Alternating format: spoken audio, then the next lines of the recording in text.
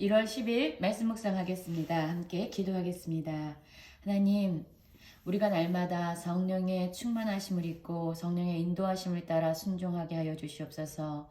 날마다 말씀을 묵상하는 것이 우리의 삶이 되게 하시고 또한 예수 그리스도를 친히 알고 그리스도를 주인 삼는 삶을 살게 하여 주시옵소서. 예수님 이름으로 기도했습니다. 아멘. 오늘의 말씀은 누가복음 4장 14절에서 30절까지의 말씀입니다. 말씀을 함께 살펴보시기 전에 개인적으로 말씀을 꼭 읽으시고 묵상하는 시간 가지시기 바랍니다. 14절입니다.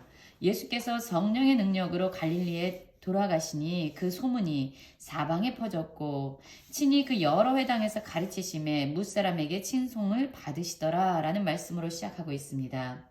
여러분, 예수님께서는 항상 성령에 충만해 계셨습니다. 세례를 받으실 때 하늘에서 비둘기의 형체로 성령이 그에게 임하셨고요. 또한 성령의 이끌림을 받아서 광야로 시험을 받으시기 위해서 나가셨습니다. 또한 지금도 성령의 능력으로 성령의 인도하심을 따라서 예수 그리스도께서는 순종하는 모습을 보이고 있습니다.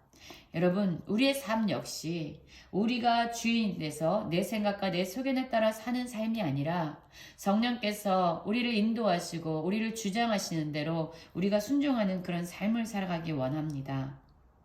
예수님께서는 가르치시는 사역을 하셨습니다.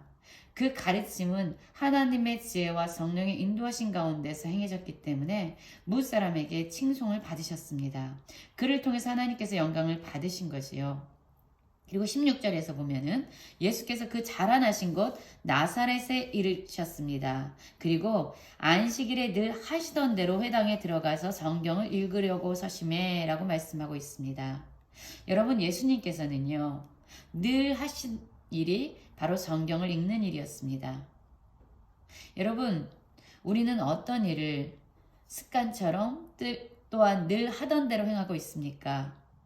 예수님처럼 그것이 하나님의 말씀을 읽는 것이 되기 원하고 하나님의 말씀을 묵상하는 것이 되기 원하고 또한 예수 그리스도께서 행하신 것처럼 날마다 하나님께 나아가 기도하는 일이 되길 원합니다. 예수님께서 안식일에 늘 하시던 대로 회당에 들어가서 성경을 읽으셨습니다. 그리고 특별히 이사야의 말씀을 읽으셨는데요. 그 말씀은 바로 이것입니다. 18절에서부터 보면은요.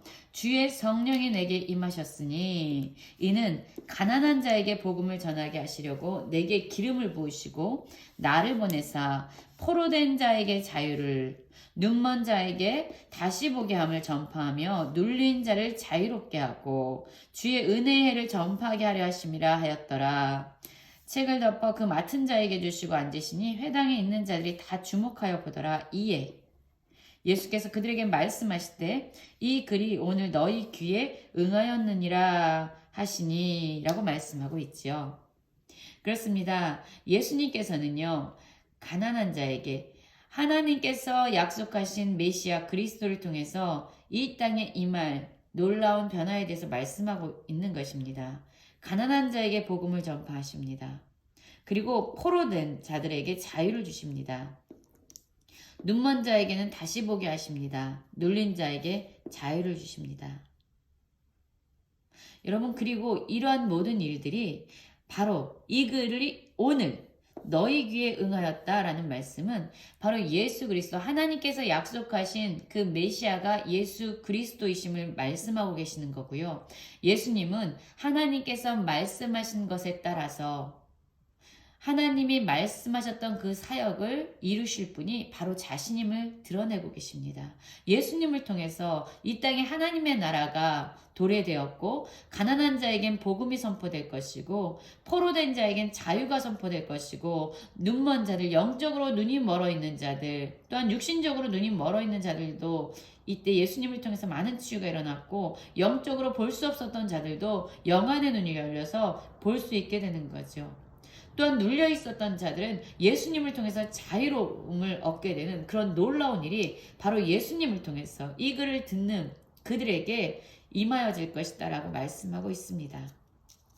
그리고 그들이 다 그를 증언하고 그 입으로 나오는 바 은혜의 말을 놀랍게 여겼습니다. 예수님의 이런 말씀을 듣고요. 사람들이 놀랍게 여긴 거죠. 그런데 그 사람들 중엔 어떻게 반응하는 사람들이 있었냐? 이 사람이 요셉의 아들이 아니냐라고 말하고 있습니다.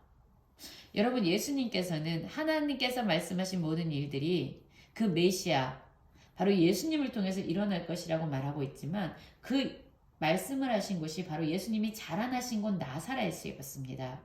그래서 사실 나사렛 사람들은요, 예수님에 대해서 잘 알고 있었어요.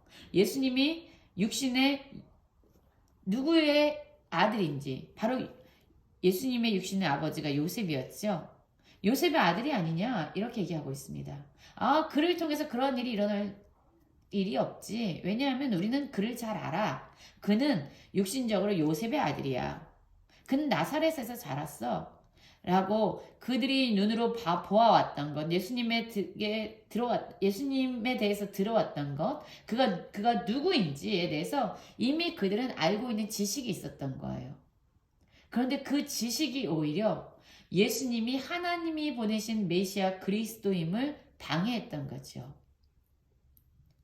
여러분, 우리에게도 많은 선입관이 있습니다. 많은 편견들이 있지요. 그런 것들 때문에 진리를 진리로 볼 수 없는 경우가 많이 있습니다.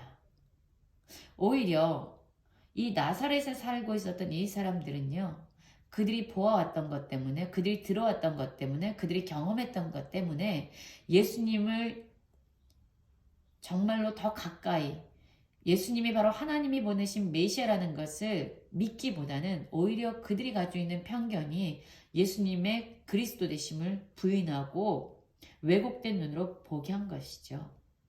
그러자 예수님께서 그들에게 이렇게 말씀하십니다. 23절입니다.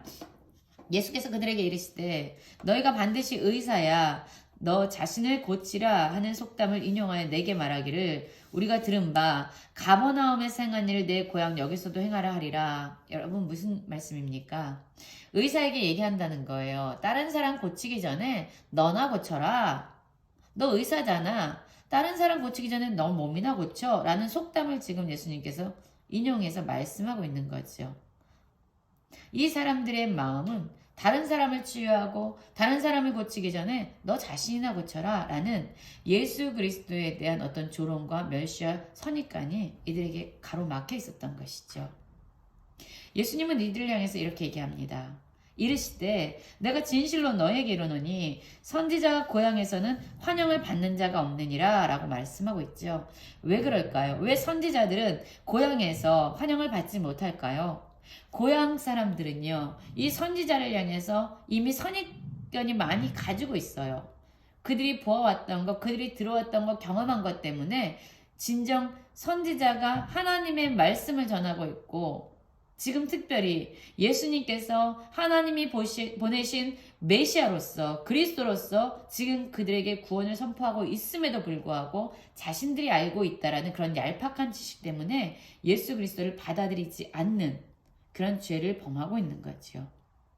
그러자 예수님이 이렇게 얘기합니다. 내가 참으로 너에게 이르노니 엘리야 시대에 하늘이 3년 6개월 동안 닫히어 온 땅에 흉년이 들었을 때에 이스라엘에 많은 과부가 있었을 때 엘리야가 그중 한 사람에게도 보내심을 받지 않고 오직 시돈 땅에 있는 사렙다의 한 과부에게 뿐이었으며 또 선지자 엘리사 때에 이스라엘에 많은 나병 환자가 있었을 때 그 중에 한 사람도 깨끗함을 얻지 못하고 오직 수리아 사람 나아만 뿐이었느니라. 지금 어떤 말씀을 하고 있습니까? 엘리야 시대 때 많은 엄청난 가뭄이 있었어요. 3년 6개월 동안.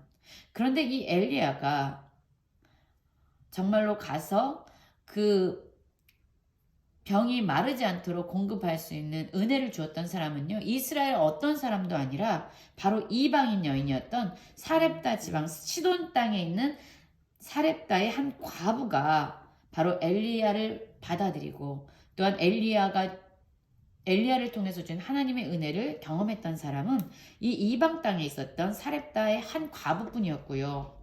또 어떤 일이 있었습니까? 엘리사 시대 때도요, 이스라엘에도 많은 나병 환자가 있었어요. 그런데 엘리사를 통해서 깨끗함을 얻은 사람은 오직 이방, 아람, 시리아 사람의 나아만 뿐이었다라고 얘기하는 거죠.